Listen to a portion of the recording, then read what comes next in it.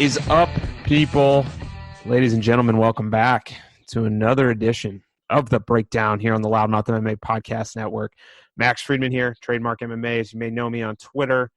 And we got a great show for you today. Got a great event in the land down under to break down. But before we do that, I got to introduce my co-host coming at you from the Netherlands, Marcel Dorff, Big Marcel of MMA DNA.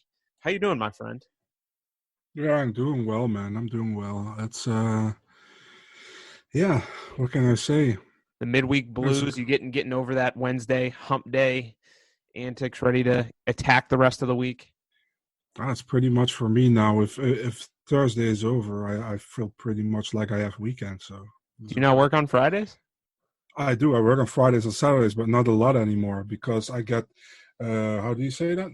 More hours on Tuesday and Thursday, so I have to work less on Saturdays. So they spread out your schedule a little more, so you front load it. Mm-hmm. That'd be nice. I'd like to do that. I'd like to work more hours Monday, Tuesday, Wednesday, and then have lighter days Thursday, Friday. But unfortunately, full-time corporate America does not promote that schedule. So it's a standard 40-hour work week. Yeah, man. Over here actually as well, but it's let's say it's not easy to get that what you want, you know. Yeah. But what we I'm not what lazy you or want anything. Is on the Loudmouth MMA Podcast Network. All the great shows you could find here on the Loudmouth MMA Podcast Network. You can find that wherever you get your podcasts, iTunes, Stitcher, Spotify, SoundCloud, whatever you want to do. The Not Safe for Work MMA show. Big Marcel, I listened to Not Safe MMA show this week. Not Safe for Work MMA show. Normally it's a lot of back and forth. It's a lot of, funny antics. But this week, I will say Fred Kirby was not only bringing the heat from the comedic side of things, he was spot on with his analysis. I think don't waste your time with some of the other shows not on the network. Go listen to that show, because not only are you getting the funny, the comedy that you get every week, but you're also getting some really good insight into some of the hot topics in MMA, especially after that UFC Rio Rancho event last week that had some controversy in itself. MMA yesterday, Between the Links, always great. Early stoppage, all angles, off the cuff. The MMA takeover with the interviews, all great content. Be sure to check that out. Loudmouth MMA Podcast Network.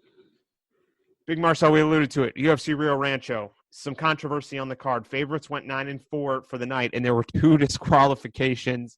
Give us your thoughts on the evening, as you went 8-5 on the night, did not get a bonus or an underdog correctly, and actually missed your lock in Corey Anderson. So you're only 2 of 4 in the year on your locks. But thoughts on the event itself? Yeah, it should have been 9-4, of course. But the event was okay, man. Rio Rancho was fun. Diego Sanchez made it in Rio Rancho, in my opinion. But, we have to talk about this, man, because I'm the last one who will call somebody, how do you say that? I don't get the word right now, what I wanted to say, but to say somebody is scared or whatever, or take the easy way out. Yeah. A coward, I would never say that. But, man, it was kind of weird, I had the feeling he wanted to continue at first, and then he was like, what if I get a disqualification here? What's going to happen? And the ref is like, or what if I stop right now? Would it be a DQ? And the ref is saying, it will be a DQ. Okay, I can see. I want to stop. A little bit weird to me. I think the thing is an intentional knee? Yes. Did it have the intention to be illegal? I don't think so, man. But why don't you say, like, we go to the scorecards, it wasn't not an intentional illegal knee. It wasn't an intentional knee, but it wasn't meant to be illegal. Do you follow me here? No, I see what you're saying. Yeah. Okay. Yeah. That was more of an in the heat of the moment type of knee. Yeah. Whereas Kazula Vargas, I mean, that was just an idiotic move on all accounts, that was gross. Clearly man. down. Like, not even close. Michelle Pejea, at least a little bit close.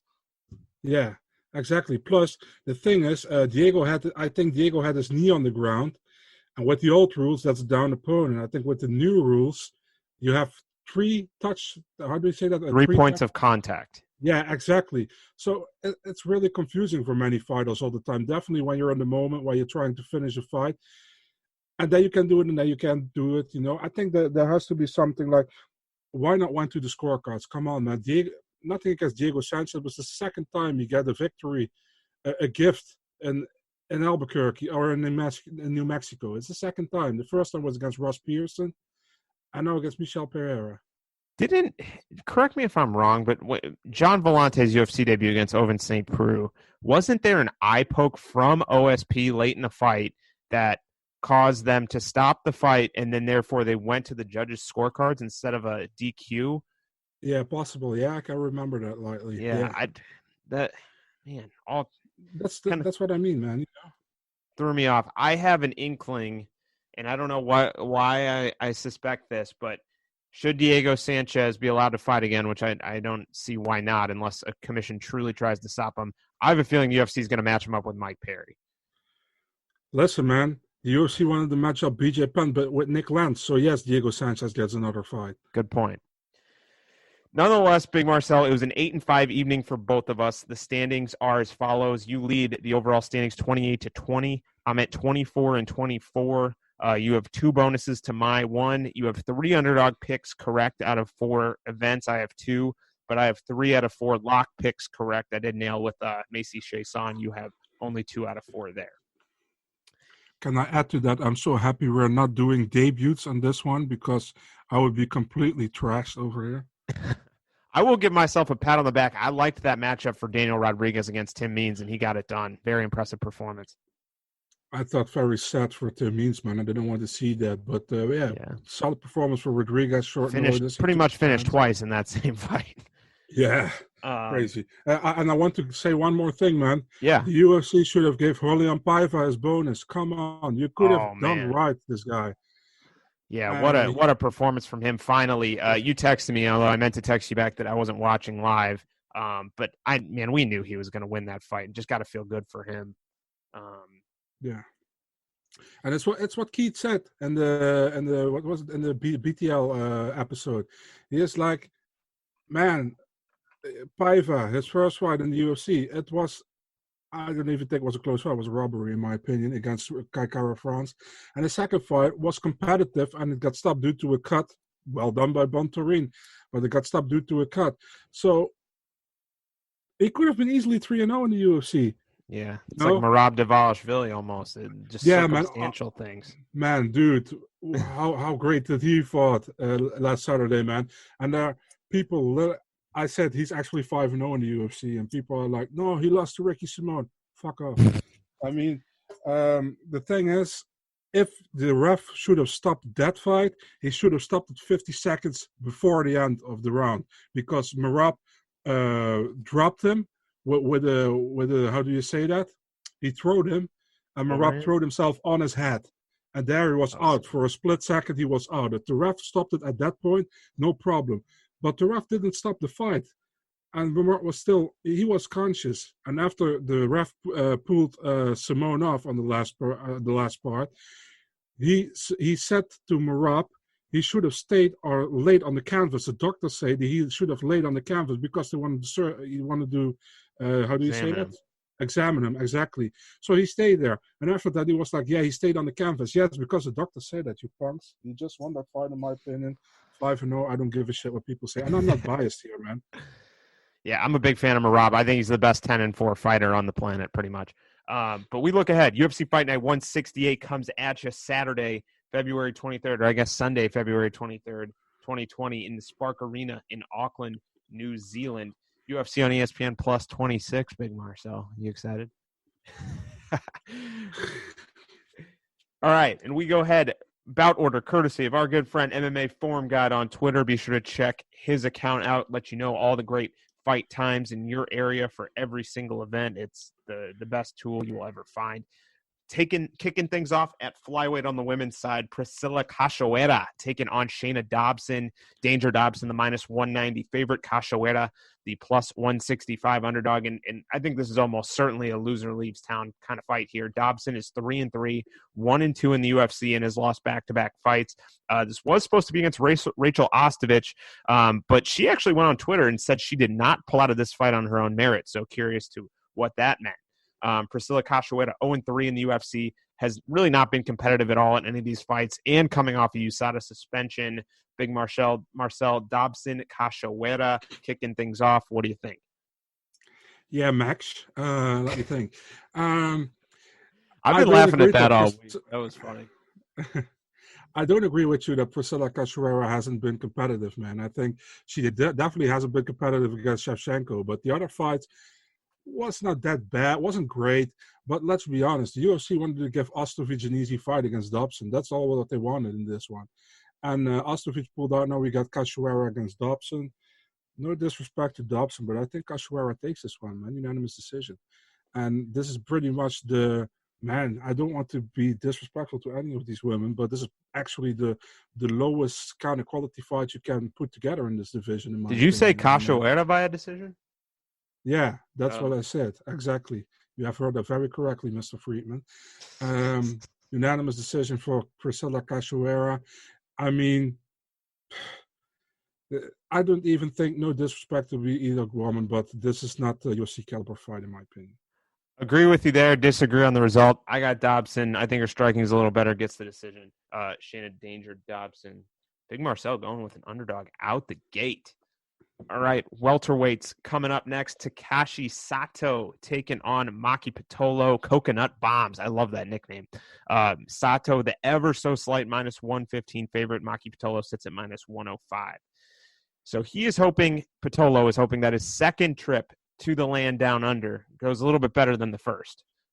Came to the UFC via Dana White's Contender Series, that win over Justin Sumter. Very impressive at middleweight. Had some good moments early against Callan Potter in his UFC debut. Was a nearly 4-1 favorite in that fight, but seemed to appear gassed a little bit. And Potter took over and took the decision that night. Well deserved. Sato 1-1 in the UFC, a win over Ben Saunders, a loss to Bilal Muhammad, the most recent at UFC 242 in September. Training at Hard Knocks 365, working very closely with UFC welterweight champion Kamaru Usman. Big Marcel, Sato, and Pitolo very close according to Vegas. How do you see this one going?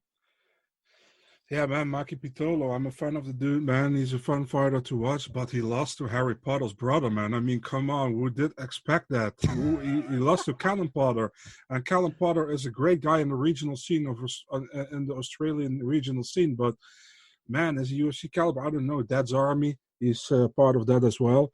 Maki Pitolo, like you said, man, he had a good Dana White Contender Series fight against Justin Sumter. He knocked him out in the first round. Then we go to Takashi Sato. Sato did well in his UFC debut against Ben Saunders. Came up from Pancrase. I don't know how you guys say that in the US. Pancrase, yeah. We say Pancrase, so no problem. And he lost to Bilal Muhammad in Abu Dhabi. It's hard because Maki Pitolo can knock him out in the first round, but as further the fight go, I prefer Sato in this fight. So I'm taking Sato by unanimous decision in this one. Man, I've been back and forth on this.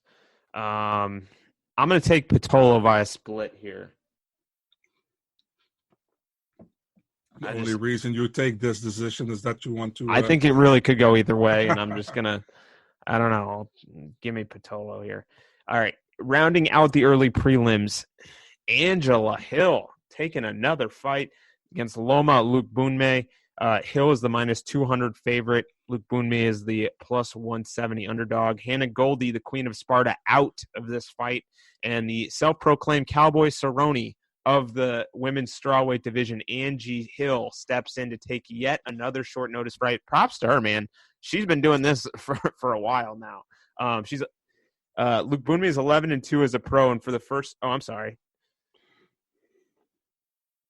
Angela Hill is 11 and I messed up her record. I have 11-2, but that's clearly wrong. First time in her career, 11-7. She is first time in her career. 7-11.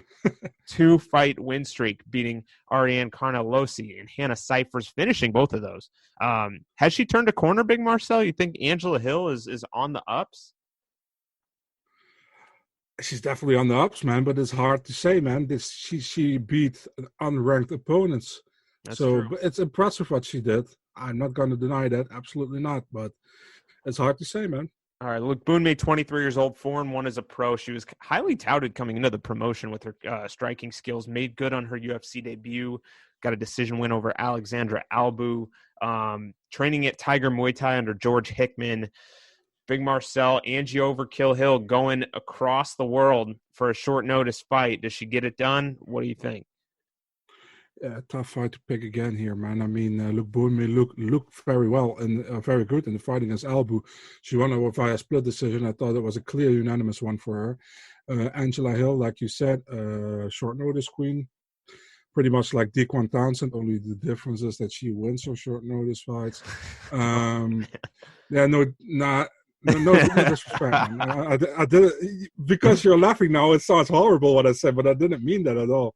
So, man, I have to pick Loma here, man. I think she's technical, more technical on the feet. Maybe if Angela can take her to the ground, she has maybe comes up in trouble. But I'm taking Loma by a unanimous decision by outstriking her from distance.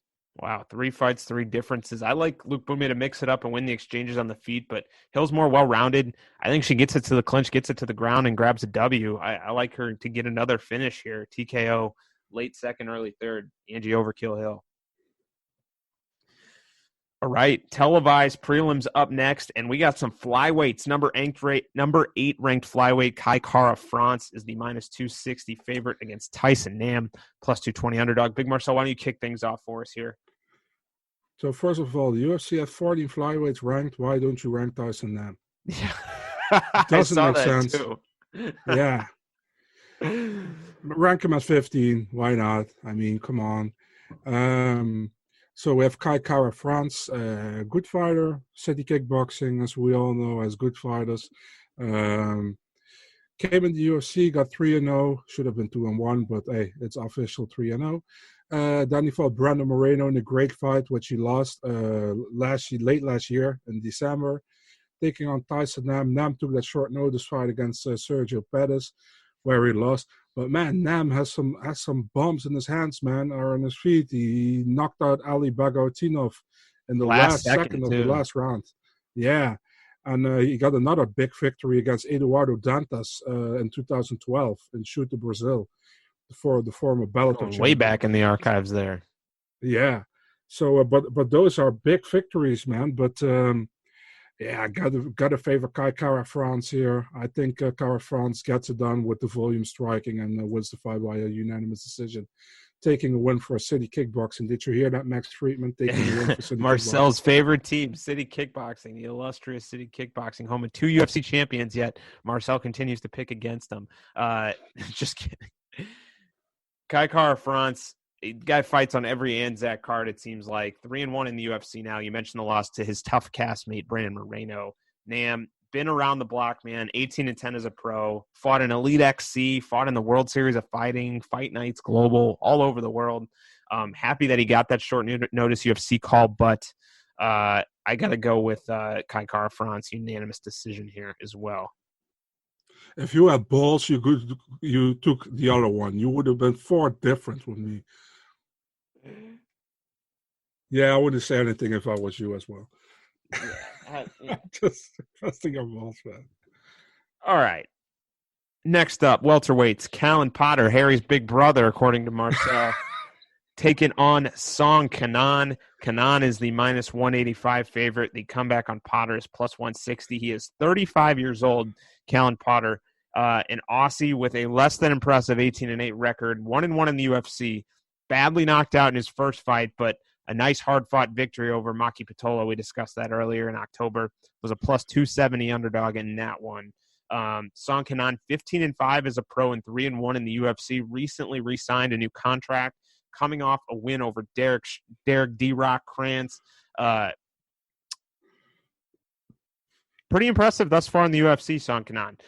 Big Marcel, who do you think takes this one at 170? So yeah, we're having what you said, Harry Potter's brother and Brenda Song's brother over here. So Kenan Song, Are you yeah, a I fan don't of think Brenda he's Song? Is that why you're yeah, talking about 100% for her? years. I'm not even lying. So Kenan Song, yeah, you say he's impressive. I think he's been impressive against how do you say that, mediocre opponents. Yeah. Alex Morono, he lost that one clearly. He won against Derek Rance, which was probably Very his most close. impressive wins.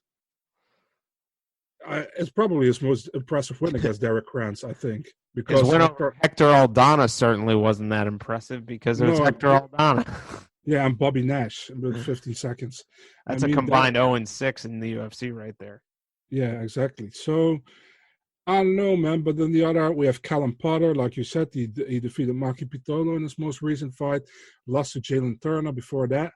Um, Man, I think Kenan Song has more how do you say that, more possibilities to end this fight, and I think he can mix it up better, or taking him via unanimous decision.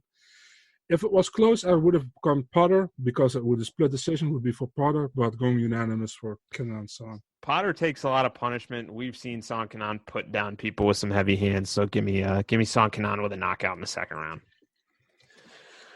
All right, sticking around at 170 here, Emil Mech taking on Jake Matthews. Matthews, the minus 230 favorite. Emil Mech out of Norway is the plus 190 underdog. He is 9-4 as a pro, 1-2 in the UFC, and has not fought since July 2018. That was a loss to Bartosz Fabinski. Had a bout in April of 2019 with Sultan Aliyev, scrapped.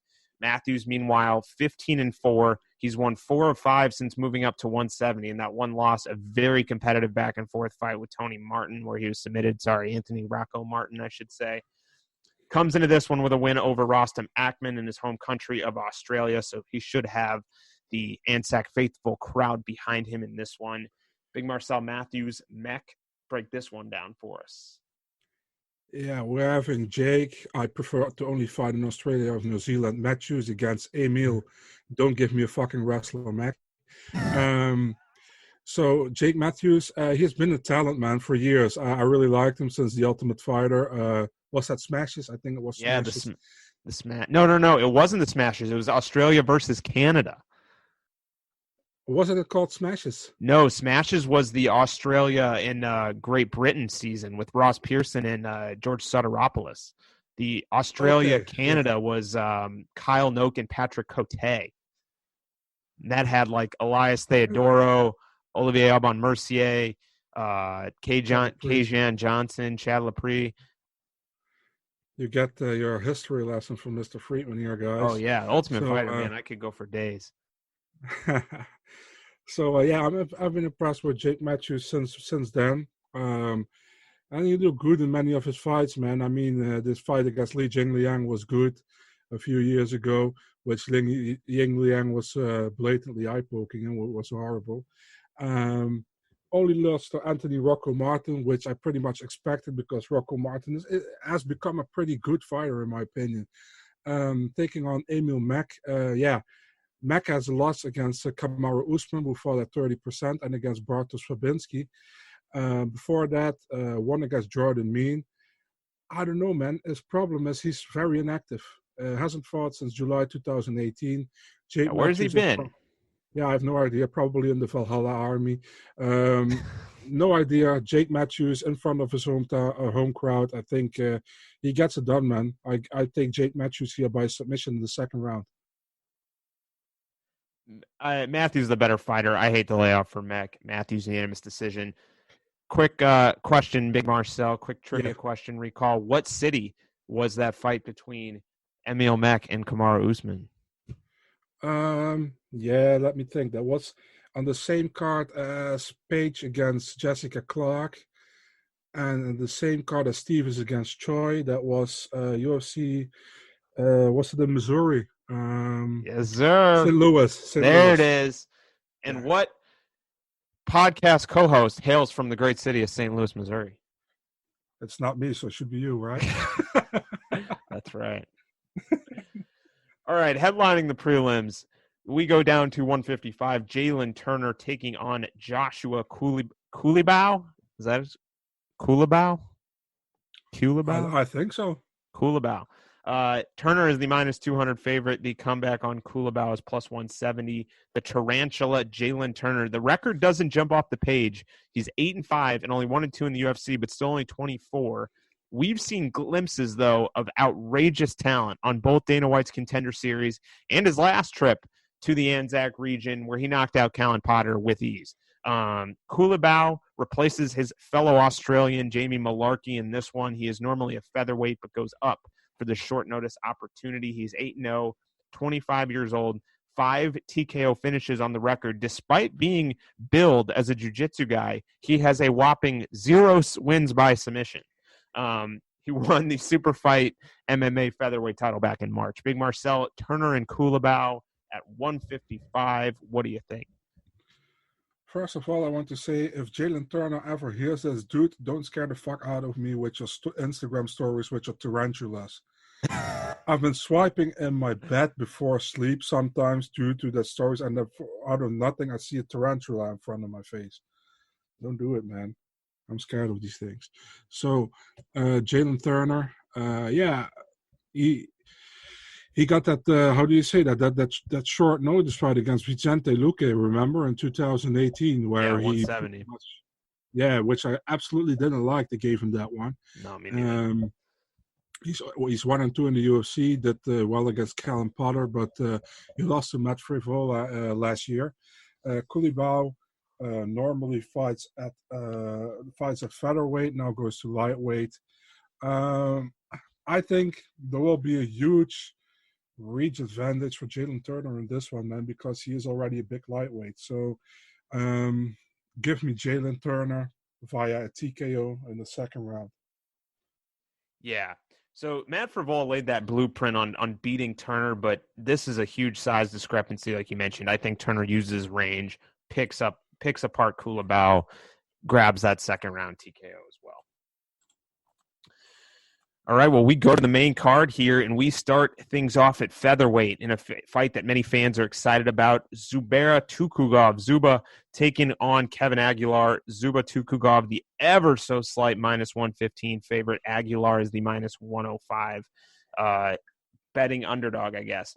Tukhugov, as we most notably know him from the Conor McGregor-Khabib Nurmagomedov post-fight brawl, returned from that lengthy absence last year, went to a draw with Lerone Murphy, although many believe he won that fight.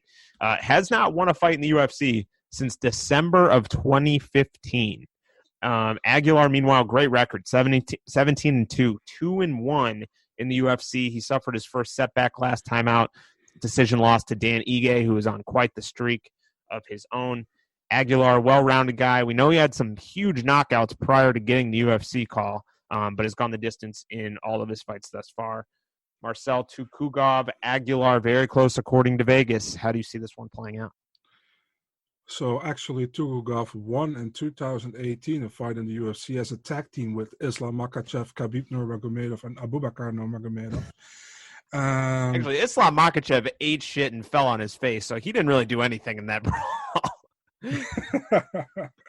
Did you see that video of him running behind the cage and he just falls and just?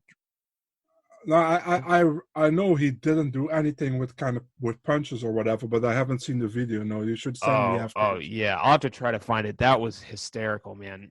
So they had someone did like an aerial view of a video of the fight while the brawl is going on, and Islam Makhachev comes running outside of the cage, like to go out towards where like the Dylan Danis Khabib brawl is, and you see him just slip and go down. Okay. Like something straight out of a cartoon. Okay, I need to see them, and I haven't seen it. So Zubaira Tukhugov, good fighter. I like his style, how he fights. Fighting Kevin Aguilar, we know Aguilar. He did everything to get signed by the UFC. Finally, got signed by the UFC in 2018. He's a very solid fighter, man. I think he lost to Dan Ige, but Dan Ige is an absolute roll right now.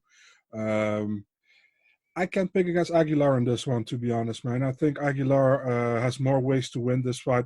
and he has a better cardio than Zubaira Tukhugov. So I'm taking Aguilar by unanimous decision. I think Zuba's gonna a little too quick for him. I got to take Zuba on the feet to kind of win those battles. So give me Tukhugov unanimous decision as well. I guess opposite, not as well. So we're split on that one. That's your third underdog pick already, Big Marcel. Very unlike you. It is what it is. Just kidding. Lightweights on deck. Magomed Mustafayev at -130, taking on Brad Riddell. Riddle. What I think it's Riddell. +110 underdog at a city kickboxing quake. Big Marcel, why don't you kick things off? This is a really intriguing matchup. So Magomed Mustafayev was like 2.5 years. Didn't fight for 2.5 years in the UFC. He was pretty much retired, as far as I know. And then he came back and he knocked out Rafael Fiziev in April of last year. Was supposed to fight Don Match in Abu Dhabi, but he had to withdraw. I don't know why. Brad Riddell, solid UFC debut. I think he took fight of the night against Jamie Malarkey. Also a city kickboxing guy, by the way. But, man, Mustafayev is too much in this one. Taking Mustafayev, first round knockout. Mustafayev. Man, he looked incredible in that fight. He ended that hiatus with that knockout in March. That was something else. Was supposed to fight Don Madge last year, but unfortunately had to pull out as well. Riddell got that win in his UFC debut over Jamie Malarkey. Absolute barn burner. Well-deserved fight of the night in the bonus in the process. But I got to go Mustafayev here too. I think he's the better fighter at this stage of his career. So I'm taking – what's his name? Does he have a nickname? You're just asking me something when I'm drinking. No, I don't think so, yes. And you said via knockout in which round? First round. Wow, all right. I'm taking Mustafayev by a decision here. And picking against city kickboxing, is it going to come back to bite us? We'll see. Yeah, maybe not. All right. 4 fights left here. Heavyweights on deck. Ben Sassoli taking on Marcos Rogerio de Lima Peizao.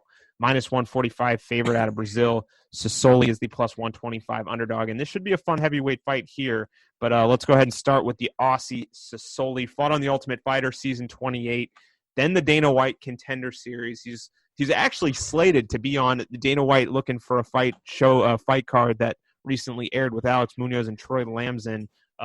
Almost completed the trifecta, but instead he gets the short notice UFC call up against Greg Hardy in Boston, loses the fight, but the inhaler controversy sees it flip to a no contest.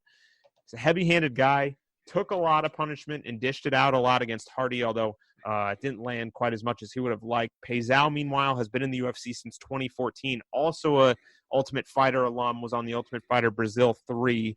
He's alternated wins and losses in his last 8, and he's coming off a loss to Stefan Struve, where he was ahead on the scorecards, but faded like he has in many other previous fights.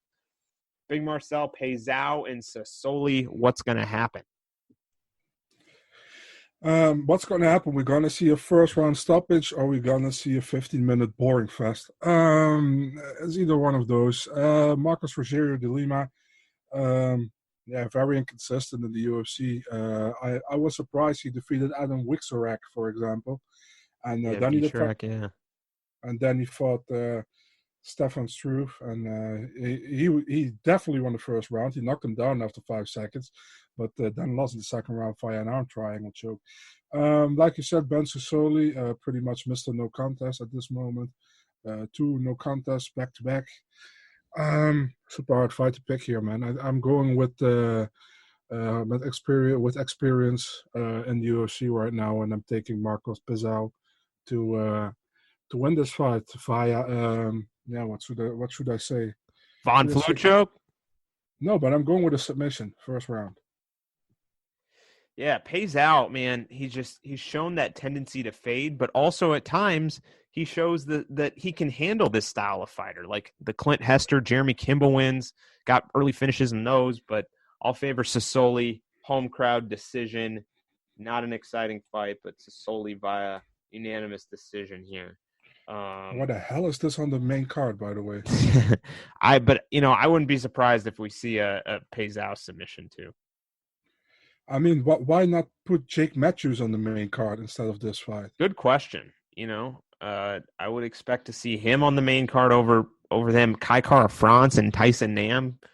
I know the UFC doesn't love the flyweights, but that's going to be a great fight. All right. Nonetheless, we head to strawweights for this next one. The number 14 ranked Karolina Kowalkiewicz taking on Yan Xiaonan. Xiaonan, the overarching minus 255 favorite. The comeback on Kowalkiewicz is plus 215. She was once considered the number one women's strawweight after Joanna Jędrzejczyk and has fallen hard. She has lost 3 straight and 5 of 7, now 34. And after the last fight, didn't she have some social media posts that indicating she's not sure of her fighting future and might retire and not even sure if she's going to continue training? She wants to become a mom, I think. That's what she said as well. Xiaonan, meanwhile, is very impressive in the UFC thus far. She's 11-1 as a pro, 4-0 with 4 decision wins. Recently took a win from Angela Hill in Chicago last June. Big Marcel, Yan Xiaonan seems to be the overarching favorite according to Vegas. Karolina Kowalkiewicz still in the rankings. What do you got? Yeah, Karolina Kowalkiewicz is pretty much on the same road as Tisha Torres right now in the strawweight division, man. I mean, they were considered top 5, but they have fallen so far back. If you see Karolina Kowalkiewicz, 3 fights, losing streak before that, a win against Jodie Esquibel, who never won a UFC fight, against Felice Herrick, a split decision. Should have been unanimous, that one, to be honest. But Felice Herrick, when's the last time we saw her? The last time I saw her, she got beat up by someone outside of Vegas or something, or what happened. I don't know. But I haven't seen her in any fights. Maybe she's injured. I have no idea. But it's a long time ago that I saw her fighting. Yan Xiaonan, solid.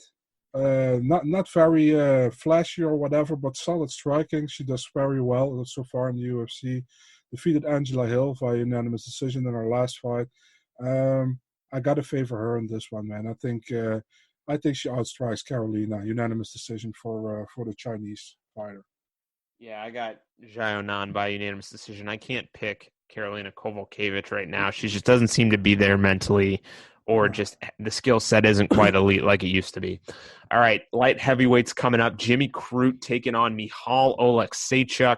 Oleksiejczuk is a minus 140 favorite. Jimmy Crute is plus 120 as a betting underdog. He's only 23 years old. He's from Australia, so should have the crowd behind him. He's 10-1, 2-1 in the UFC after getting signed off the Dana White Contender Series in 2018. And, man, I thought he was going to run through Misha Serkinov last September. That was an MMA DNA exclusive right there. But, man, he was out-grappled and submitted by a Peruvian necktie.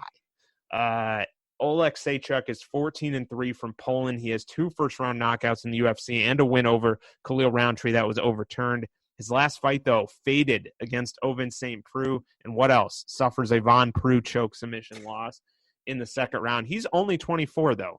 Big Marcel, Oleksiejczuk and Crute. This could be a fun fight, back and forth on the feet. What do you think? So, yeah, Jimmy Crute, he's fighting out of Sam Greco's, Greco and Stewie's house. Always it's Dan Kelly's gym, right? Yeah. Well, always when I see Greco and Stewie's house, I think you can eat steaks and ribs over there. I don't know. It sounds like that. It does sound like a restaurant. Yeah. So it's the Soli out of there, too. Yeah. Crute did very well so far in the UFC, man. He got that Dana White Contender Series win, and after that, wins against Paul Craig, a very competitive fight. Don't you mean Paul Craig? Paul Craig, yes, Paul Craig. And Sam Alvey, that's awesome. Losing to Misha Serkinov, like you said. Oleksiejczuk, he did very well. He came very well inside UFC with pretty much 3 wins, 1 overturned, no contest. But man, I didn't expect him to tap to put a sleep from a front flu choke, man. I mean, even not from Vincent Prue, I didn't expect that, man. To be honest, that happened in Copenhagen, I think. No, and he was a big favorite in that fight too. Yeah, man. It's so hard to pick this one, man. But I'm going with Oleksiejczuk. I think he can do more in the division right now than Jimmy Crute. Taking Oleksiejczuk by a knockout in the first or second round. Yeah, I gotta favor him too. He's a fearless striker. I think Krute's a little bit more well-rounded, but I gotta favor Oleksiejczuk to find a home for a big shot on the feet. Main event time, Big Marcel. I'm excited about this. Lightweights. The number 6 ranked Paul Felder taking on the number 7 ranked Dan the Hangman Hooker. Hooker is the minus 150 favorite and climbing, opened at minus 115, and he's up to minus 150. Paul Felder, the Irish Dragon, at plus 130. This is an absolute barn burner of a main event. But let's start with the home country boy, the local out of New Zealand, the Hangman, Dan Hooker, 19-8 as a pro. He is 29 years old, trains at where else? City Kickboxing, alongside 2 UFC champions and fellow contenders. He has won back-to-back fights over James Vick and Ally Akinta and is 6-1 with 5 finishes since moving up to lightweight in 2017. Felder, been around the block, man. He's 17-4. He has won back-to-back fights in 5 out of 6 overall, but he's won his last 5 lightweight fights. Has most recently avenged a 2015 loss to Edson Barbosa. He took a decision win there in September. Very close fight. Big Marcel, Paul Felder, Dan Hooker. The public seems to be favoring Hooker based on the line movement. What do you think? So we got Paul Felder against Dan. Don't talk about my last name, Hooker. He said Felder, there was some beef or something, I don't know. Dan Hooker, does well in the UFC, only lost against Edson Barbosa in his last 7 fights. Knocked out James Vick, decision Ally Akinta, knocked out Gilbert Burns, which is also a pretty big feather to have in your cap, or how do you guys say that? Yeah, feather in the cap. Yeah, beautiful. I got that perfect. Thank you. Paul Felder, 2-fight winning streak. He lost that fight by a split decision to Mike Perry. I think it should have been unanimous, but okay. It's such a hard fight to pick, man. He won against Edson Barbosa by split decision. I think Barbosa won that fight, to be honest. But this is such a close fight. The only thing I have with Dan Hooker is that I always got the thing that Dan Hooker thinks that he's on the level of Volkanovski and Adesanya, and I don't think he's on that level. I think he's on the Kai Kara France level, where he is very good. He's in the top 15 of the division, but I don't see him make that championship move. That's what I don't see. And I think he can beat Felder. I think Felder is not very consistent all the time, and he has holes in his game. He does very well, don't get me wrong, but he has holes in his game. But so has Dan Hooker, so it's a pretty even matchup to me. And then I'm going to favor the home fighter in this one. Paul Felder got lucky in the last fight via split decision, which he shouldn't get. And this time Dan Hooker gets lucky via split decision, so taking Dan Hooker. Felder's extremely tough. He's durable. He's powerful. Hooker just, to me, it seems like he's turned a corner. Maybe not championship level material, but he has turned himself into an elite top of the division fighter. I can't pick against City Kickboxing again. I already picked against him once on this card. Dan Hooker, unanimous decision in front of the Kiwi faithful. All right, it is time to hand out bonuses, and I am up first for fight of the night this week. Man, I gotta go with the obvious choice, in my opinion. Magomed Mustafayev and Brad Riddell. Where are you at, Marcel? Felder Hooker.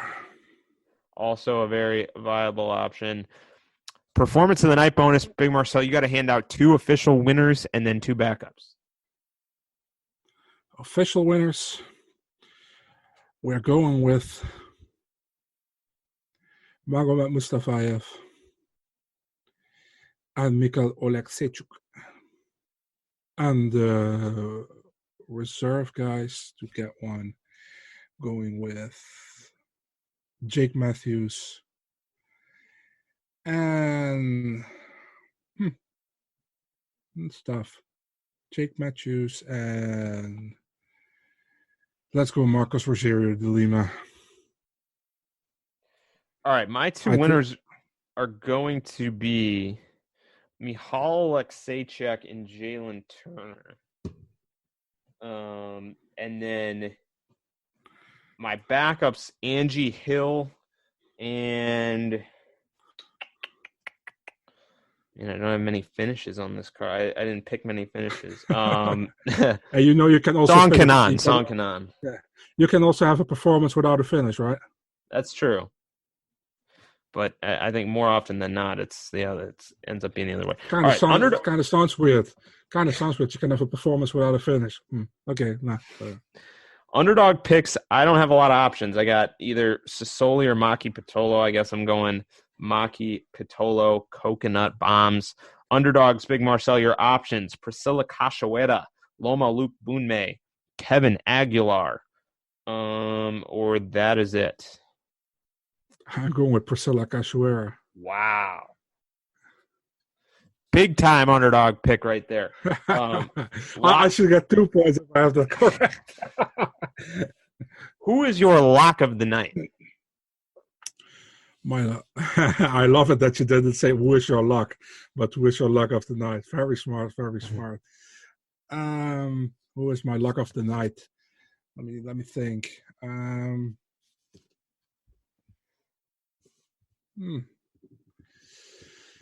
We're going with Kai Kara-France.